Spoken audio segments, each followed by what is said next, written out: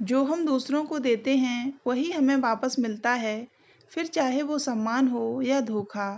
कांता माँ यानी बड़ी माँ ने अपने जीवन में सबको प्यार और सम्मान ही दिया था, और बदले में उन्हें सच में सम्मान ही वापस मिला। रघुवंशी परिवार आज एक होकर खड़ा है तो बड़ी माँ की ही वजह से। मैं वैदेही रघुवंशी, रघुवंशी खानदान के सबसे छोटे बेटे सूर्य रघुवंशी की बेटी।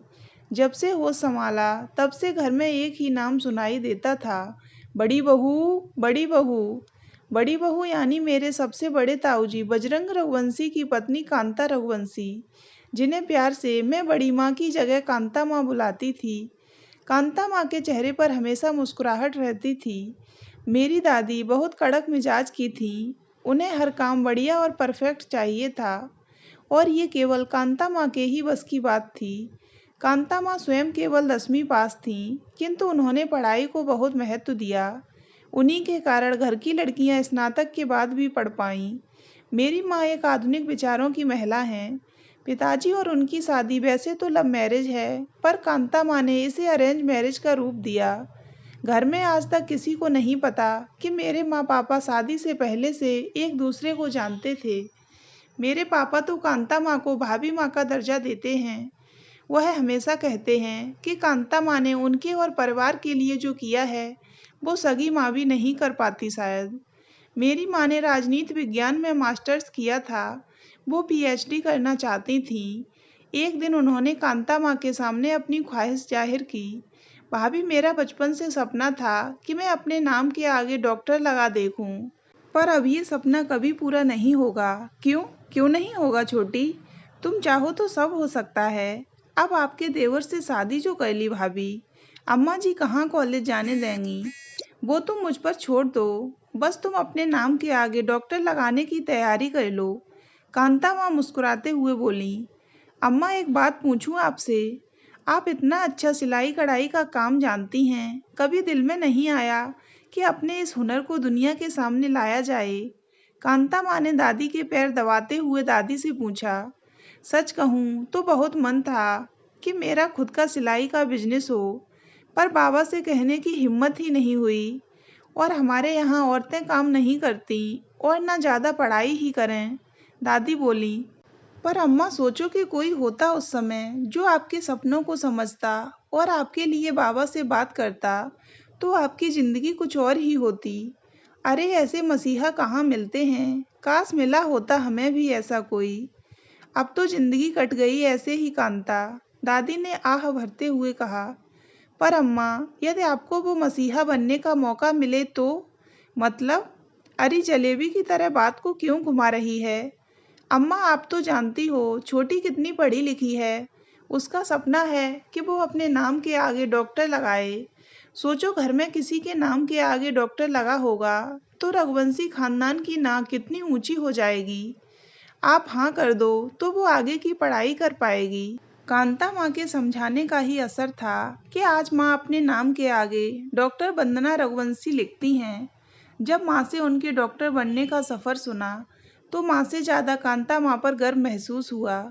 कांता माँ बड़ों की ही नहीं, घर के बच्चों की भी चहेती थीं। हमें कोई भी बात दादी से मनवानी होती थी तो हम सीधे कांता माँ के पास ही जाते थे।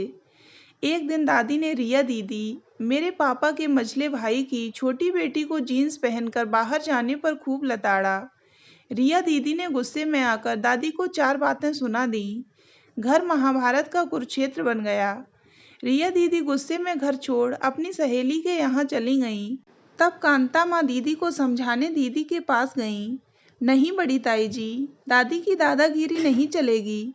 अरे ऐसे कौन सा मिनी स्कर्ट या फटी हुई जीन्स पहनी थी? ऐसे घुट घुट कर जीने से अच्छा तो मरना है। सही कहा तूने रिया, ऐसे जीने से अच्छा तो मरना है। और तू तो इस दुनिया में आती ही नहीं अगर अम्मा ना लड़ती तेरे लिए। हाँ रिया, तेरे दादाजी अपने तीनों बेटों से एक एक पोते की उम्मीद रखते थे। जब तू अपनी माँ के पेट में आई तो जबरदस्ती उन्होंने लिंग परीक्षण कराया। जब पता चला कि लड़की है तो वो तो तुझे कोख में ही मार देना चाहते थे, पर वो तो अम्मा जी थीं जिन्होंने तेरी जान की भीख मांगी और दादाजी को आश्वस्त किया कि शिशिर और कविता तीसरा बच्चा करेंगे। आज तो उस औरत को इतना भला बुरा सुना आई। ये कहकर कांता माँ वहाँ से चली गईं। घर आकर उन्होंने दादी को भी शांत किया। अम्मा, आपकी माँ क्या पहनती थीं? वो तो गांव के ठेठ भारतीय कपड़े पहना करें थीं। तो आप भी वही पहनती होंगी। नहीं, मुझे तो मेरी माँ ने सलवार सूट की छूट दे रखी थी। गांव के कपड़े पहन बाहर निकलने में शर्म आती थी। उनका वक्त और था, हमारा वक्त और था। सही कहा अम्मा आपने, और आज भी वक्त और है। अम्मा, आप लड़कियों पर सिर्फ सलवार सूट जो आपका पहनावा है वही पहनने की जिद नहीं कर सकती। अम्मा, जमाना बदल गया है। आज रिया और घर की बाकी लड़कियां भी तो बाहर निकलती हैं। उन्हें भी तो जमाने के साथ चलना है। और फिर वो कोई फूहड़ कपड़े नहीं पहनती। सबको अपने घर की मान मर्यादा का ख्याल है अम्मा। कांता माँ ने दादी को समझाया। रिया दीदी ने घर आकर दादी से माफ़ी मांगी और दादी ने भी उन्हें जीन्स पहनने की इजाज़त दे दी। घर की शांति वापस कायम हो गई और ये सब कांता माँ की सूझबूझ की वजह से हुआ। आज उनकी 13वीं पर घर में पाठ है। सबकी आंखों में नमी है, पर उनकी तस्वीर के आगे नमन करते समय सबके चेहरे पर अनायास ही उन्हें याद कर एक मुस्कुराहट बिखर जाती थी। नई सदी और पुरानी सदी को जोड़ने वाला पुल थी हमारी कांता माँ। तो दोस्तों, अगर आपको ये कहानी अच्छी लगी हो तो वीडियो को लाइक करें और हमारे चैनल को सब्सक्राइब अवश्य करें।